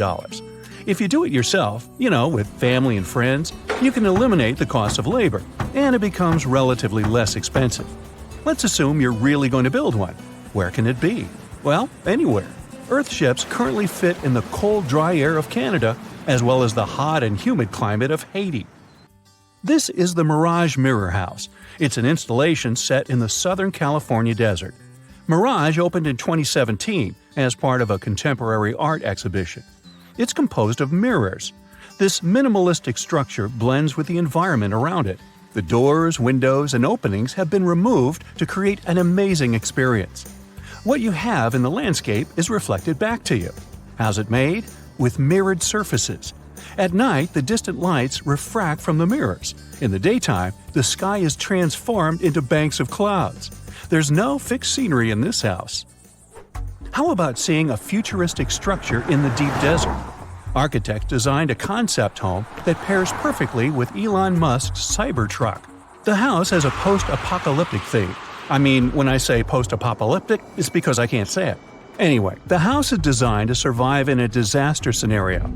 The cyber house has steel gates, the windows are armored, and the exterior walls are made out of super strong material. Modern house is controlled by an autonomous geothermal heat pump. To put it in less sci-fi terms, you can keep the internal temperature steady. This sleek house has an entrance that can fit the Cybertruck. After all, it's inspired by it in the first place. Plus, the Cybertruck can be lifted to the second floor to be more secure. This is King Abdullah Petroleum Studies and Research Center in Saudi Arabia. Basically, it's a laboratory in a desert. It was designed to demand minimum energy. The architecture has patterns on the walls and ceilings, giving reference to the local tradition of geometric form. The next stop is Swartberg House in South Africa. This one is located near the Swartberg Mountains, but don't get too excited. It's on the edge of the Great Karoo Desert. It's a 4-bedroom apartment. It has a special temperature regulating system. The system works like a shield from the heat in the summer and as a sun trap in the winter. You're looking at the Grand Mosque of Djenné in Mali. This mosque is 52 feet tall. This is impressive because it's made of only sticks and a special mix of mud and other natural elements found in the desert. Petra is an ancient city hidden in the Jordan Desert. The structures are carved directly into red, white, and pink-colored sandstone cliff faces. It's located among the canyons and mountains near the desert. The place was a trade center many years ago. You might already see pictures of the impressive facade of the treasury. This structure still holds many mysteries in it. For starters, scientists can't explain how the Nabateans managed to create such a structure thousands of years ago. Did you know that there's another mysterious place in the middle of the desert that has a similar structure to Petra? Madain Saleh was like a second capital of the Nabatean kingdom. Yet another secret they left for us to decipher. It has over 100 decorated tombs and more than 1,000 non-monumental graves. Plus, inscriptions and cave drawings are also here, again surrounded by sandstone. This wooden shack was a post office once. The structure is in the Tengger Desert of Mongolia. It's surrounded by nothing. Sand is the only thing that accompanies the lonely structure. The building is only 23 square inches. As you can guess, it didn't get too many visitors. It was abandoned for over 35 years. Its fate changed one day when a woman discovered the building. Mrs. Zhang and her friend came up with an idea. They were going to reach businesses and people who wanted to send letters and postcards from the world's loneliest post office without actually visiting the place. It worked. The post office rarely gets visitors in place, but it's busy online. Over 20,000 letters and postcards were sent from the Desert Post Office in December 2021 alone. The place is about 6 miles off the nearest road. A post truck picks the letters up and hits the road for delivery. Eventually, they are shipped all over the world. A second destination in Saudi Arabia is King Abdulaziz Center for World Culture. The building has an interesting design. It took nearly a decade to build this complex structure. It's a 321-foot-tall tower which stands out with its look. Stone Matters Pavilion is a stone structure in Palestine. The structure spans a surface area of 93 square inches. It has been built entirely out of 300 interlocking stones that mutually support each other. The concave roofs, and yes, they look like giant bowls, are designed that way to collect rainwater. The structure is in Iran. Interestingly, in Iran, the evaporation rate is 3 times faster than the world average, so this bowl-like design comes in very handy. It captures the water in a way that the water can form a single mass as a whole before it evaporates. The outer shell of the roof system collects rainwater, but it also works as an additional shading. It makes air move freely, designed like a cooling mechanism for both roofs. Eco Lodge in Egypt is the next stop. The project is built in a place that overlooks the desert and is constructed using locally available materials like sun-fired bricks and palm wood. The building is an example of traditional architecture. There's a water basin that lets in the air to keep the interior cool. A worthy mention is the CID Interpretation Center in Chile. Chile's Atacama Desert is among the top tourist destinations in the country. To help the tourists, architects designed a visitor center as part of the infrastructure for the wind farm. Here, the cold winter months don't freeze people because the large windows make the most of solar heating. What's even more interesting is that the building is designed to go completely dark at night. Imagine you somehow bumped into the building by accident. Black Desert House is a building respecting the stars. At night, this house goes completely dark. It dissolves into the night, so the stars can appear more prominent. Now, any mysterious desert buildings you know that aren't on this list? Let us know in the comments. You find yourself in Africa, land of unique wildlife, home to a great variety of cultures and languages, and, first and foremost, host to the world's largest hot desert, the Sahara. It's daytime, and you are thirsty for some water and shade. You've been walking for days, trying to find one of those precious-looking oases. You feel you're near, but the horizon just keeps stretching and stretching. Your mind is tired, and your body is feeling all the heat. It's like you've eaten a full plate of hot pepper and then some more, judging by how much you're sweating. And when I say hot, think 100 degrees Fahrenheit hot, on average. No wonder this is happening. After all, you find yourself in the world's biggest hot desert. Now, I say hot desert since the biggest deserted landscapes are actually the cold ones, located in Antarctica and the Arctic. Icy Antarctica's frozen desert is more or less the size of 1 million LAXs. Yep, the Los Angeles International Airport. The Arctic desert is just a bit smaller than that. Now, in case you don't know, the Sahara Desert is located in northern Africa, stretching from the Atlantic Ocean all the way over to the Red Sea. It occupies an area large enough to place approximately 100,000 Disney World theme parks side by side. According to scientists, its boundaries are expanding. Deserts usually form in the subtropics because of what's called Hadley circulation. The air rises at the equator and descends into the subtropics. This circulation of air has a drying effect, which helps the formation of desert landscapes. Since the 1920s, the Sahara is considered to have expanded by over 10%. How is this happening? Well, let's start from the beginning. You probably know the Sahara Desert as one of the most inhospitable places on Earth today. Just FYI, for a place to be considered a desert, it has to receive less than 4 inches of rain per year. Due to the very small precipitation index, deserts are usually dry and arid places. There is little humidity in the air, and daytime temperatures can go as high as 130 degrees Fahrenheit. Usually, there isn't that much animal and plant life because of the lack of water. But in the Sahara's case, it wasn't always like that. It may be difficult to imagine northern Africa without the tons of sand it has today. But about 20,000 years ago, the Sahara was actually one big oasis.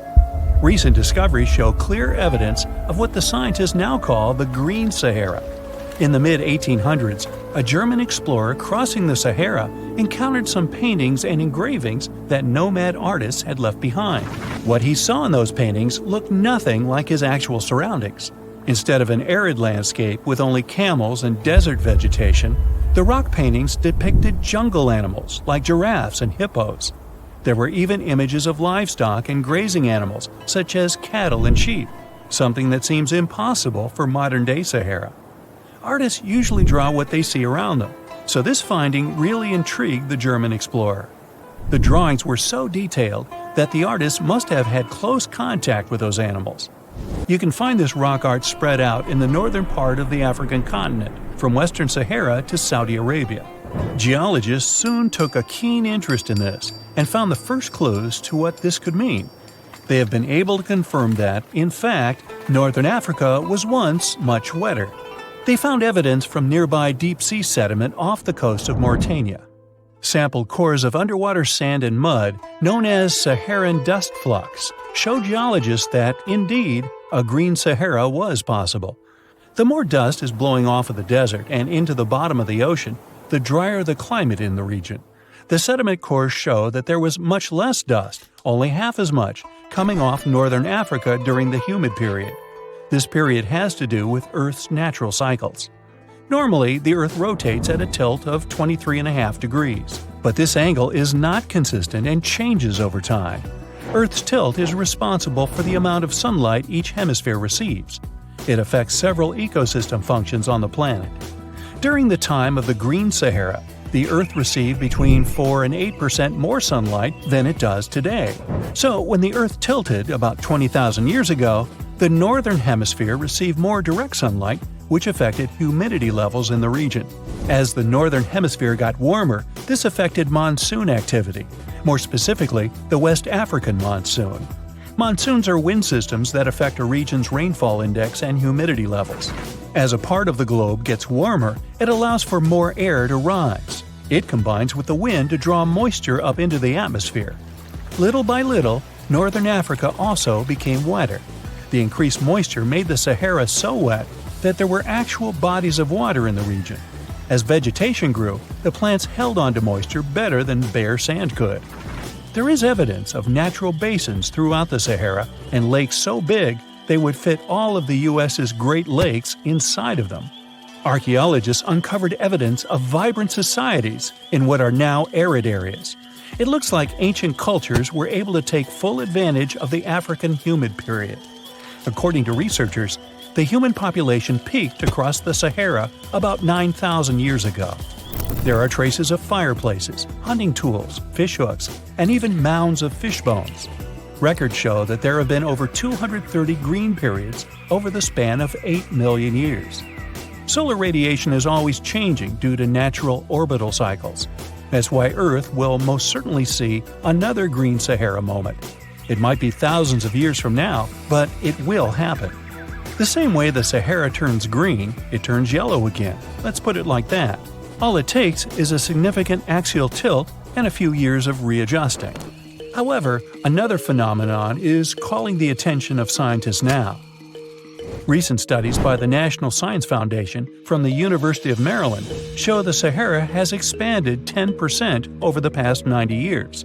This phenomenon is called desertification, which literally means fertile land turning into desert land. The Sahara Desert is now advancing into the semi-arid region of Sahel.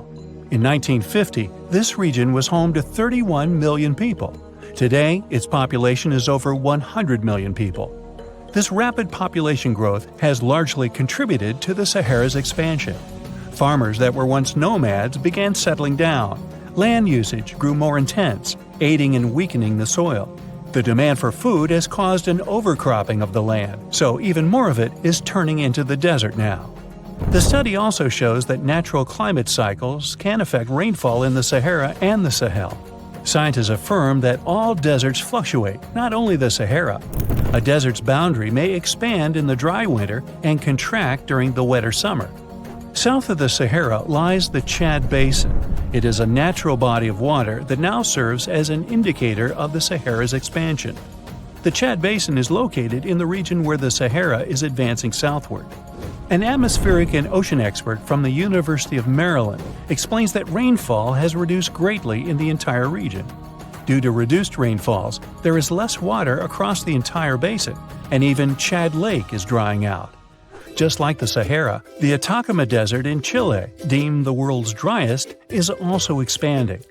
It is located north of the city of Santiago, and its southern border is expanding toward the Chilean capital. Because the climate is getting drier and drier here, the city of Santiago is turning into an arid or semi-arid region itself. The once fertile valleys of local rivers that lived on agriculture and livestock for many generations are losing their revenues as Chilean land is turning into a desert. Since 2010, Santiago has received only a third of its annual rainfall. Outside of the city, farmers are digging holes in search of blue gold, or simply put, water. The situation here is very similar to that of Sahel. So tell me this, were you as surprised as I was to find out what has been happening in the Sahara region? Feel free to share in the comments below.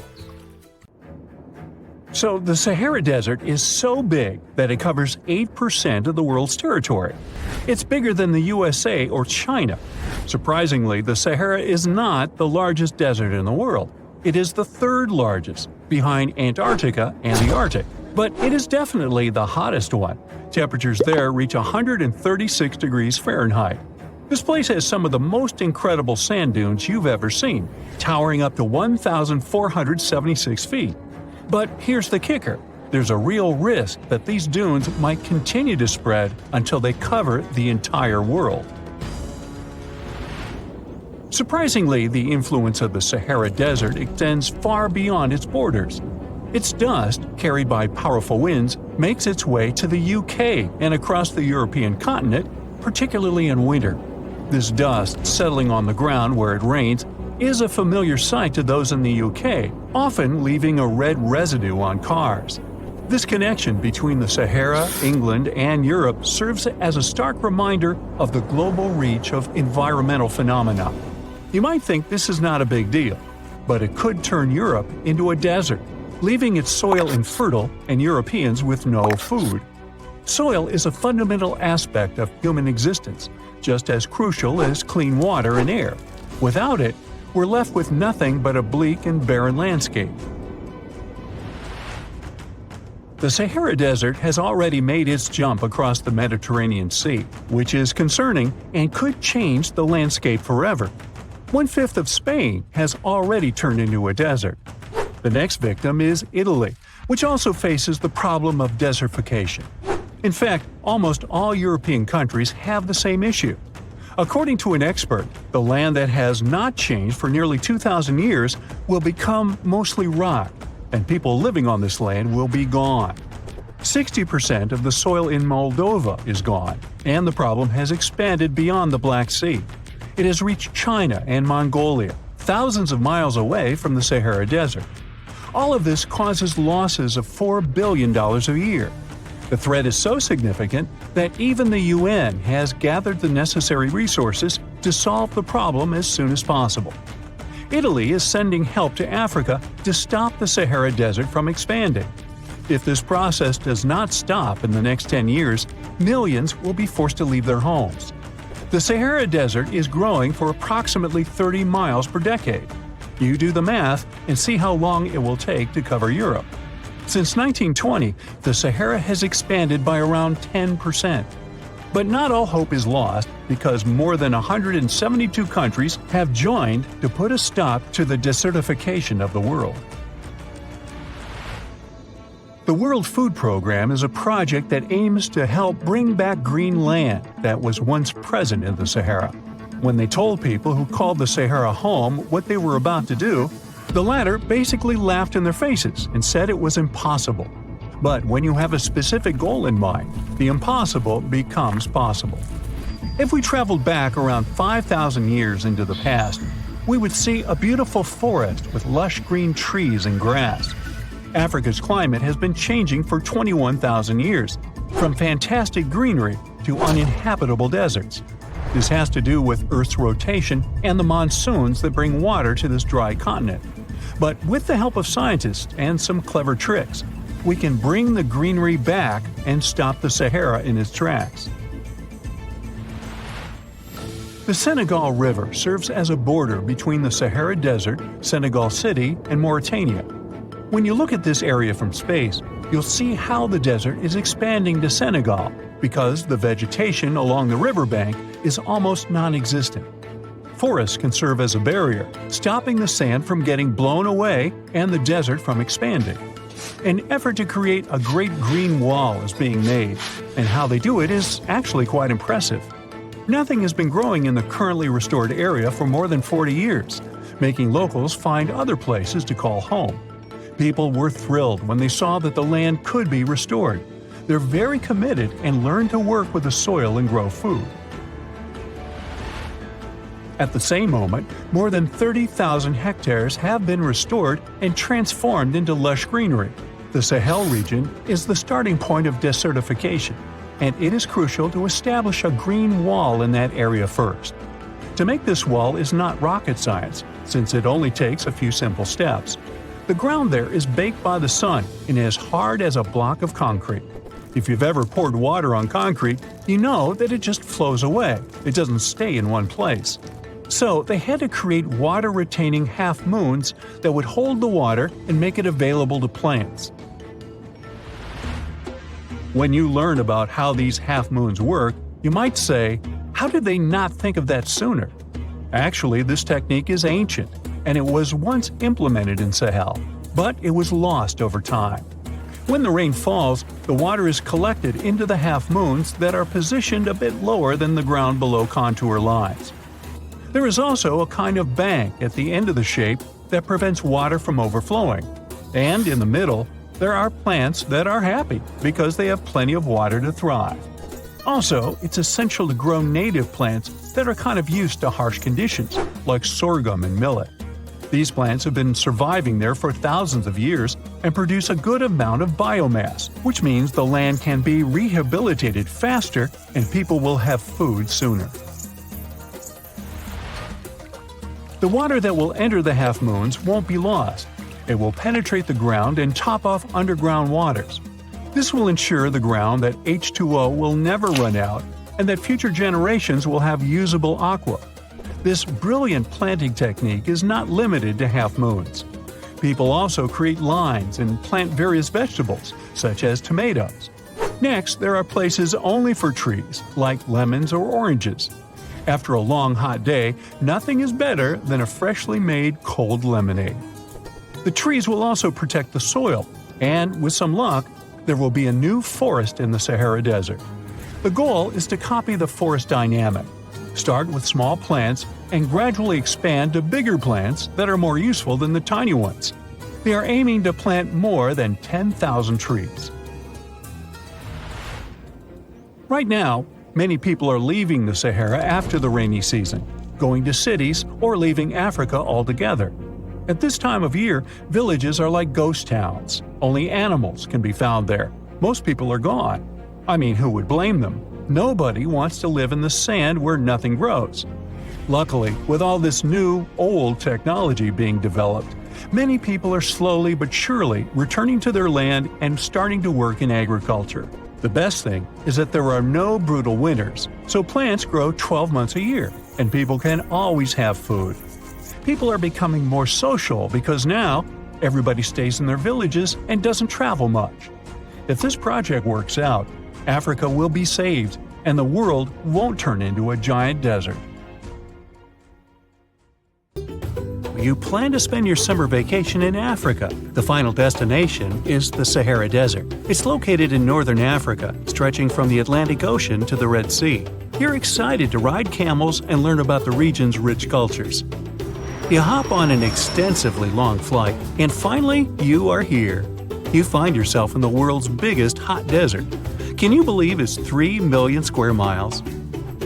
You're ready for your first adventure after drinking liters of ice-cold water. The guide gives you a choice. You can spend 2 weeks visiting a collection of oases, or you can help them solve an ongoing local mystery. Deep into the desert, near this Algerian town, lies a mystery begging to be solved.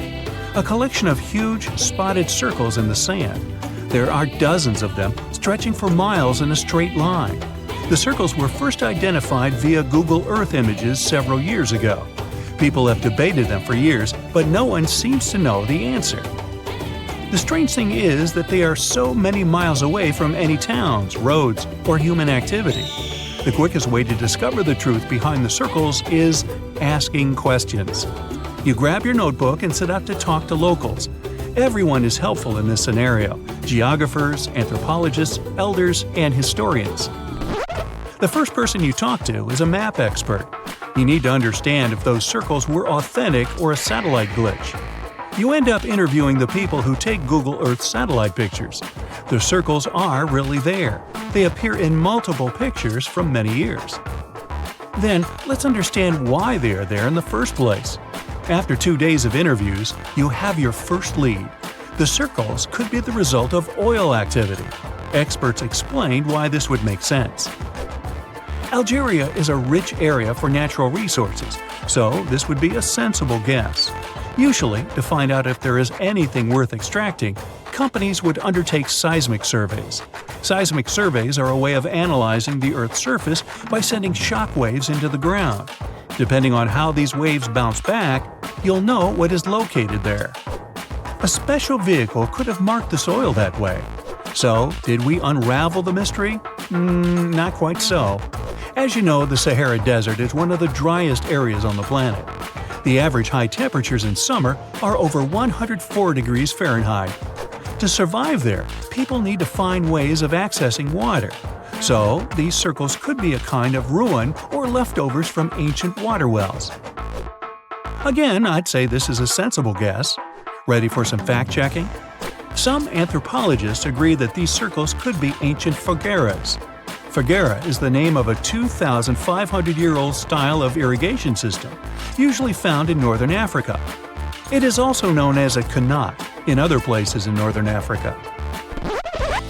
Locals would dig a deep well at an elevated point, deep enough to tap into underground water. They would then dig parallel shafts at regular distances. Then they would dig an underground channel that connected the city to the well. Solely with the help of gravity, water would run from the well to the city. This traditional technology provided water for crops, livestock, and humans. Now, let's say these wells made human-made oases possible. Even the closest municipality name was an indication that this could be true. The name Fogueret Essaouira is actually named after Fogueras, these ancient wells. Now, this lead was proving to be very accurate. You decide to travel over there to see for yourself. You take a local bus, sit back, and enjoy the ride. The landscape in northern Algeria is filled with ancient-looking towns. You even see ruins of wells along the way, on the outskirts of smaller cities. Opening Google satellite images, you can see the qanat's markings on the ground, a series of holes running down several miles. But as soon as you arrive, you find out you were wrong. Dale Lightfoot, one of the world's leading experts on qanats, said that the circles were definitely not qanats. Even the satellite images confirm this difference. Uh-oh, we were so close. Apparently, qanats or fogueras would not run down a straight line. They wouldn't be shaped like circles. Another clue that this wasn't the case was that there were no towns at the end. The circles were really far away from any human activity, and qanats were explicitly built to provide water for human settlements. Well, it sure was a good try. You almost gave up on this mystery when you decided to take one more field trip. It was days of preparation, pick up cars, food, equipment, all so that the mystery of the Sahara Circles could be unraveled. On the first day, you drove over 99 miles into the desert. You were always curious to see what this part of the world looked like. Over there, you see nothing but mustard yellow dunes. The night sky is pretty decent, though. You can see the entire Milky Way with your own eyes. You set up camp and sleep under a canopy of stars. The next day, tension grows. There's no cell reception. Oh dear. But thankfully, you added the coordinates of the circles to your Google map. And surprise, the offline mode works out there. You follow the coordinates, but it leads you astray. You start to get nervous, thinking this was all in vain. But you and the team get into the car and drive a few more miles past the coordinates on your phone. After a very bumpy ride, you can't believe your eyes. There it is, an enormous crater dug on the sand, surrounded by 12 smaller holes. From up high, it looks like a clock, without the pointers, of course. On the ground, they're very faint, so faint you almost miss them. Searching the area, you notice all the holes had something similar, metal wires, thin wires that you can pull from the ground. They're buried deep, so you start digging. An object starts to reveal itself. Uh-oh, it looks like old dynamite. This certainly surprises you. Better stop digging to avoid any accidents. At the end of the survey, you feel satisfied, but still curious. What could all this dynamite mean? And who put it there? What comes next is the turning point of your adventure. Walking back to the car, you see something shining on the ground. You approach the item with curiosity. It's round and rusty and looks like a sardine can? What's that doing here? Could this give you more clues about the circle's mystery? Just in case, you pick it up and put it in the car. Back in the city, the puzzle pieces start to reveal the story behind the Sahara circles. You bring photos and the sardine can and show them to local experts. They analyze your material and give you an intriguing verdict. As it turns out, guess number 1 was the closest one to the truth. So, what happened to the first guess? Why do we need to keep digging deeper? Well, because it was only half right. The Sahara circles are not a historical footprint of seismic surveying. Back when the circles were made, this technology didn't even exist. But they sure are related to oil exploration. The dynamite-filled holes were an old method for oil searching. The circles are the leftovers of surveyors looking for resources underground. And the sardine cans? Well, they were left by the workers who held explosion works. You gotta eat, right? According to the model of the can, this happened more or less around the 1950s and 1960s. So these circles aren't even that ancient. More like modern ones, if you ask me. Well. Hope you are glad you tagged along and helped unravel this mystery. See you in the next mystery-solving adventure. Big news! Santa is real, and he looks like this. I know it's not exactly how we pictured the jolly old guy, but a recently discovered tomb might just be the proof we've been waiting for to show that St. Nicholas was real and Turkish. Turns out, he wasn't a North Pole native, but a kind-hearted bishop from the 4th century, famous for giving gifts to everyone. The legend says he was a wealthy man born in the ancient city of Patara, modern-day Turkey, who traveled to the countryside to help the poor and the sick. For centuries, though, people couldn't be sure he actually existed. Some historical sources say he was buried in Myra, which is now called Demre, Turkey. Since the 80s, archaeologists have been digging around this area, trying to prove it. And now, their Christmas miracle has finally come true. After digging 6 feet deep in an annex of St. Nicholas's church, they uncovered a mysterious limestone tomb, about 2 meters long. While they're pretty sure this is St. Nick's final resting place, they're still searching for an inscription to confirm its exact age. Now, if we're talking about the fictional Santa Claus, legend says his home is in Lapland, Finland. Back in 2018, archaeologists made an interesting discovery that could finally prove that Santa was real. They were digging at a site called Tiny Aro when they stumbled upon about 200 burial pits. But when they looked inside, there was definitely no sign of Santa. Actually, there were no human skeletons at all, just a bunch of things like pottery and animal bones. So no one really knows what this place was. That was the complete opposite of what happened with a group of archaeologists working in the ancient city of Petra, Jordan. Since 2003, there have been rumors about hidden chambers beneath the famous monument called Al-Khazneh, also known as the Treasury. 21 years later, a team finally decided to dig and uncovered an intact tomb. Inside, they found at least 12 human skeletons and artifacts, estimated to be over 2,000 years old. Hundreds of thousands of tourists travel to Al-Khazneh every year, and most of them probably go there to see the site of the Holy Grail in the movie Indiana Jones and the Last Crusade. So, do you want to know the funny part? One of the skeletons in the tomb was clutching a ceramic chalice that looked a lot like the Holy Grail. You probably remember the devastating fire that caused massive damage to Notre Dame in Paris back in 2019. Because of that, the building, originally built between the 12th and 13th centuries, had to be restructured. But archaeologists saw it as a golden opportunity to dig into the site and uncover its hidden secrets. The team was only allowed to dig about 16 inches beneath the floor, but that was enough. As soon as they removed the floor tiles and cleared away a thin layer of dirt, they spotted the top of a lead coffin. Then, they found some limestone sculptures, including life-sized heads and torsos. Altogether, they uncovered over 1,000 fragments of different works of art. Ancient statues have been found in the most random places, including a sewer.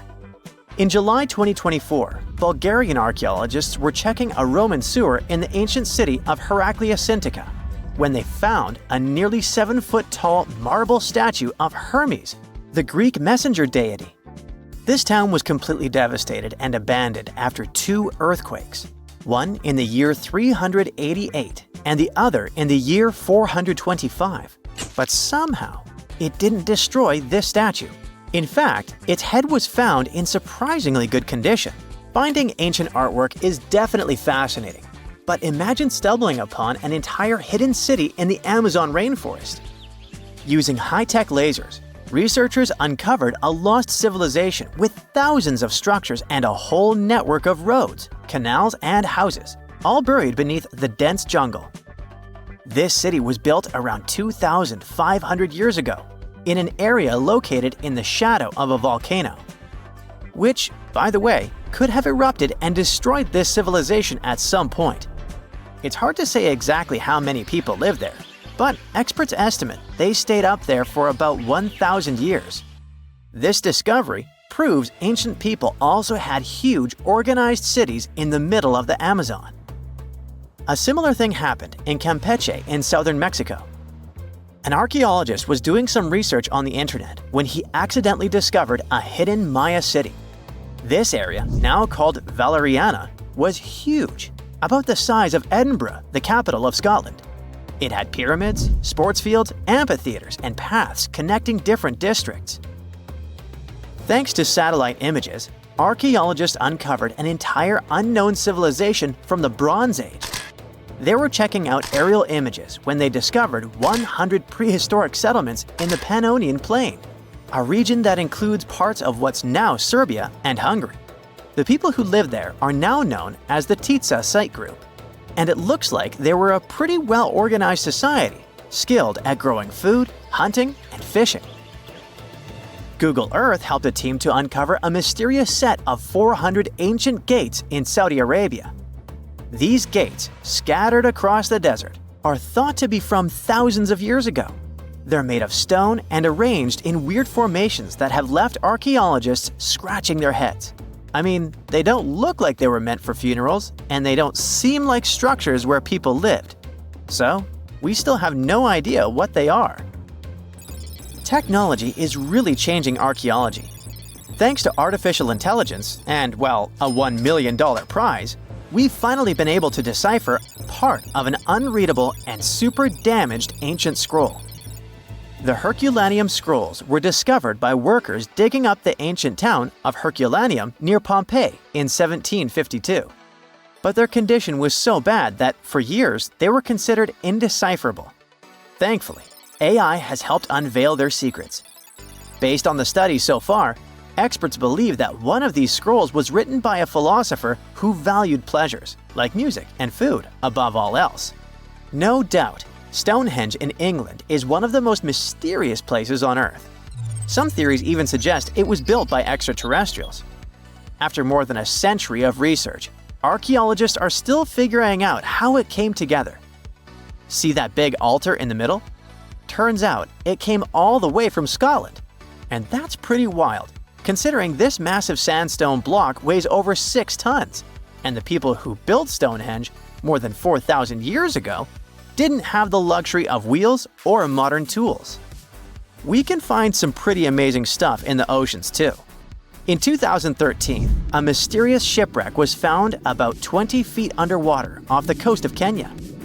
At the time, no one knew where it came from, but now, researchers are pretty sure this could be a ship from Vasco da Gama's fleet.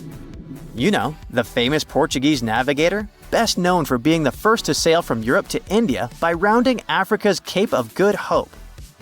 If it's confirmed, this shipwreck could be one of the earliest European shipwrecks in the Indian Ocean. Ancient treasures can take many forms, including a bottle. Recently, archaeologists in Norway uncovered a 150-year-old message in a bottle during an excavation of a Viking burial mound. The bottle contained a letter written by Anders Lorange, an archaeologist who worked on the site back in the 1800s, along with his business card and a few coins wrapped in paper. The letter gave some details about the excavation, though it seems Lorange got a few things wrong, like the exact number of Viking shields discovered. At the end of the letter, he wrote a personal note in runic script, "Emma Gade, my girlfriend." So it gave us not only insights into history, but also a peek into his love life. Under the burning sun, among the sand dunes, somewhere in the Sahara Desert, you're walking in search of an ancient treasure. Finally, you find a strange rock in the sand. It's big, looks like a large piece of black coal or rock, but something shiny on its surface makes the rock unusual. This unique find is the oldest thing that has ever been discovered on our planet. This rock was born long before Earth appeared in outer space. The unusual meteorite was found in 2020 in a remote area of the Sahara Desert. Scientists have analyzed the isotopes of magnesium and aluminum on the stone's surface and found that its age is about 4.5 billion years. At the moment, this is the oldest sample of magma from space in history. It belongs to a small protoplanet that didn't have time to form completely. It happened a very long time ago when our solar system was forming. Many huge asteroids were floating in space. Some of them were formed into huge celestial bodies, which later became planets. The big rocky planets were absorbing the smaller ones. The rock was part of a little protoplanet that just began its formation, but another huge asteroid destroyed it. The planet shattered into billions of pieces. Some of them became part of other planets. Some flew outside the solar system, and one piece that had been wandering in space until our Earth was formed. After that, it hit the planet's atmosphere and fell into the territory now known as the Sahara Desert. The rock was discovered in 2020, but the erosion of extraterrestrial rocks shows that it could have fallen much earlier. This ancient thing weighing around 70 pounds has several pieces of different meteorites inside. In simple words, it's a volcanic rock consisting of lava. It has cooled, solidified, and crystallized. That's why you notice the glitter. Scientists hope that further study of the rock will help to learn more about our solar system foundation. The biggest asteroid discovered in the U.S. is the Willamette. Its size is 84 square feet, and its weight is more than 15 tons. This is half the weight of a bus. Several people can fit on the surface of this outer space object. But the coolest thing is that it's not a rock like most meteorites that were found. Willamette is made of nickel and iron. This massive piece of metal was discovered in 1906. Now, the huge rock is kept at the American Museum of Natural History. The largest meteorite ever found is Hoba. It's located in Namibia, and people have never changed its position because it's too heavy. The weight of Hoba is 60 tons. It's heavier than a tank. The next space-related event occurred on February 28 in southwest England. On this day, a huge flash lit up the sky. Then there was a loud crash. Several residents opened the doors of their houses and noticed a black sooty spot on the lawn. They immediately guessed what had happened and reported the discovery to the British Meteorite Observation Network. If you ever find a meteorite, report it to some geological research or space center as soon as possible. The longer a space rock lies on the ground, the faster it loses its value. Rain, dust, snow, wind, scorching sun, all these factors damage the surface of the meteorite. It makes it difficult to study the celestial object. The meteorite found in England looks like coal, but it's way softer and more fragile. It most likely used to contain frozen water. The rock is part of a huge asteroid that plowed through outer space when our solar system hadn't fully formed yet.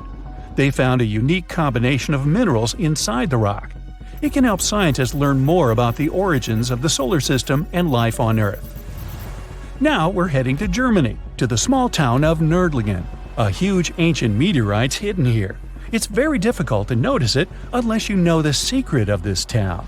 You're walking along the cozy little streets and looking at the buildings with beautiful architecture. You spend the whole day there and don't find anything that reminds you of a meteorite. To solve the mystery, you need to get out of town. So you climb a high hill and see that the city is located inside a pit. For a long time, locals were sure the house was located in the crater of an extinct volcano. If you look at the houses from a certain angle, you may notice an unusual shining coming from them. In the middle of the 20th century, a group of geologists came here and immediately declared that the crater doesn't look like a volcanic one. The town was built on a huge crater left by a meteorite. The huge celestial body fell here about 15 million years ago. It was so hot that the carbon bubbles inside instantly turned into small diamonds. When people were building this city, they didn't know they were using expensive stones, since the diamonds were hardly visible.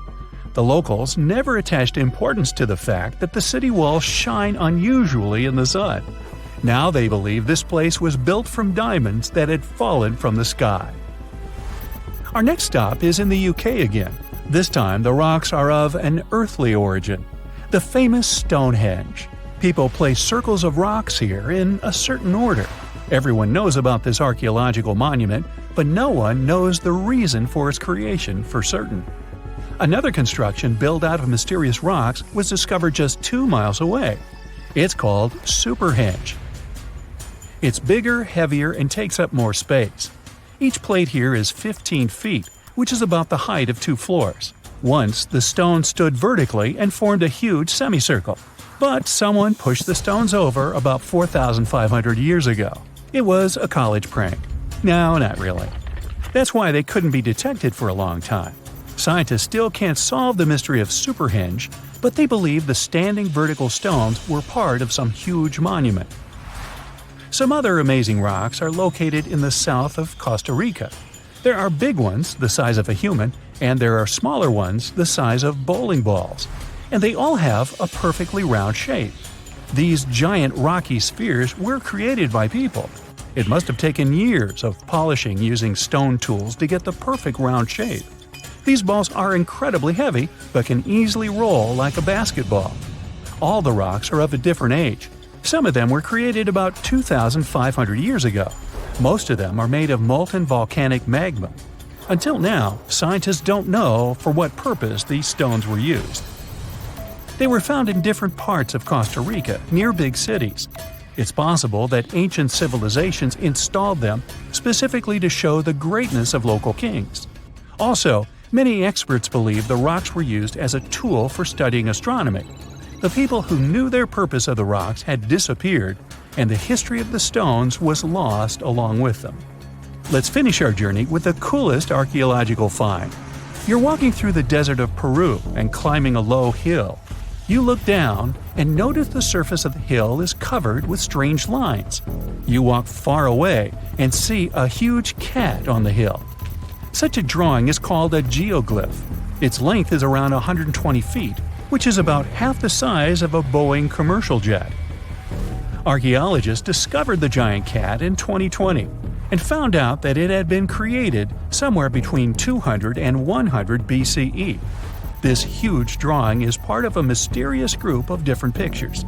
In addition to the cat, there are other animals, plants, and fantastic figures. All of them were found in the desert of Peru. The kitten was found by chance. Archaeologists didn't see it at first because natural erosion on the hillside had almost erased the silhouette. Well, there you are. The sun is scorching, you're thirsty. All you can think about is water and ancient bones under your feet. You're wandering through the Sahara, the largest hot desert on Earth. Right now, you're crossing a stretch of sand called Whale Valley. And all over these 75 square miles of land, fossils cover the ground so thickly that you can't help but step on them. Paleontologist Hesham Salam says it's an unusual picture in this place.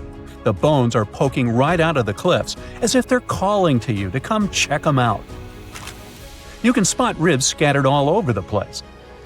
Look at these vertebrae. They're giant. Ooh, the creature they once belonged to must have been up to 65 feet long.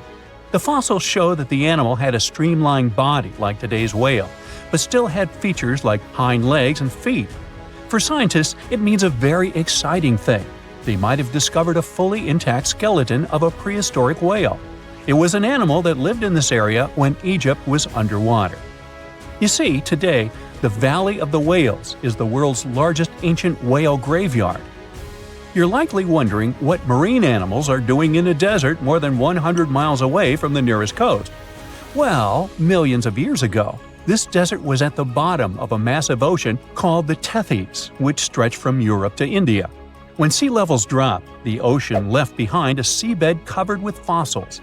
And today, the fossils of some of the earliest known whales rest here, which gives researchers a peek into how today's massive ocean whales may have evolved. The fossils here are super detailed, even with some stomach contents still intact. Uh-oh. Scientists have also found fossils of ancient sharks, crocodiles, and turtles, helping to recreate what this marine world looked like millions of years ago. Now, the first whale bones were discovered in 1902, but it wasn't until the 1980s that people really started to explore the area, only when access to this area became better.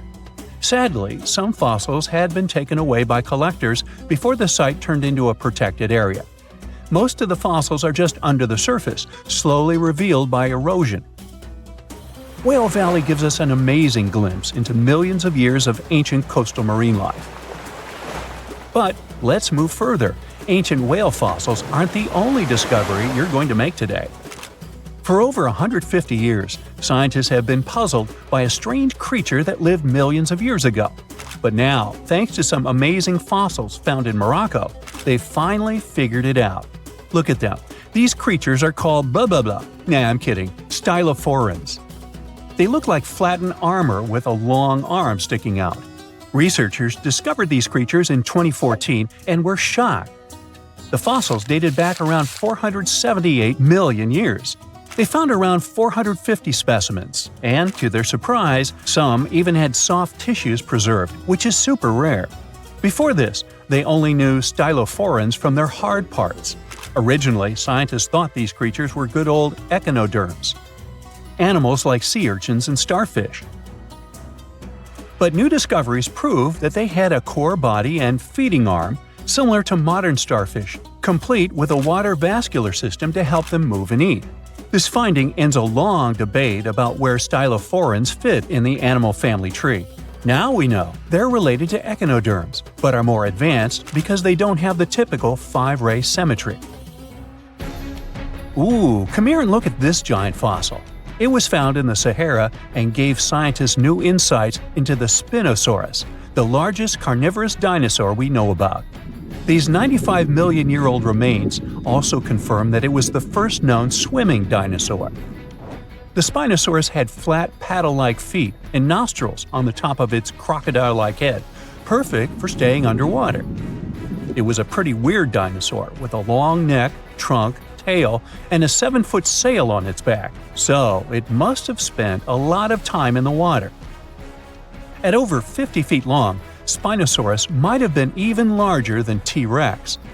The first Spinosaurus remains were discovered about 100 years ago in Egypt, but only this new fossil, found in Morocco, helped scientists reconstruct this dinosaur for the first time. Researchers paid attention to the creature's shorter hind limbs and wide claws. These features point to adaptations for life in the water. Its snout and dense bones also suggest it was a swimmer, while its spiked tail likely attracted mates. Hey, good looking, come here often? And here's another astonishing find made in Tunisia, the remains of Machimosaurus rex. Now, so far it's believed to be the biggest crocodile ever. This ancient croc was about 32 feet long and weighed around 66,000 pounds. It was a top predator around 130 million years ago, and its skull was over 5 feet long. Now, this discovery is a big deal because it shows that these crocs stuck around longer than we thought. Before this, scientists believed that they disappeared during a minor extinction event between the Jurassic and Cretaceous periods. Now, let's go back to the fact that the Sahara was once underwater, and some of the largest sea creatures ever lived there. A study published in the Bulletin of the American Museum of Natural History speaks about an ancient body of water called the Trans-Saharan Seaway. It existed between 150 million years ago, covering parts of Western Africa.